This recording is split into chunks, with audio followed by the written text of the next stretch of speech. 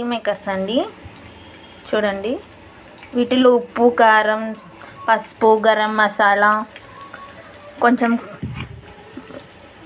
Kashmiri chilli వేసాను. కొంచెం లైట్గా కలర్ కూడా వేసాను, అందుకే ఇంత ఎర్రగా కనిపిస్తుంది మీకు. అండ్ ఇప్పుడు ఇవి ఫ్రై చేసుకుంటున్నానండి.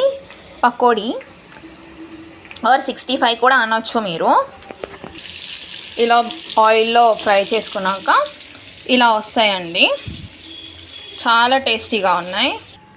మన meal maker fry chicken pakodi లాగా meal maker 65.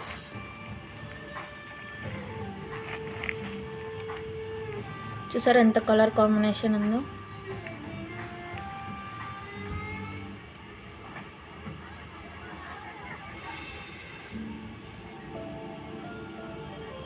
Please subscribe to my channel.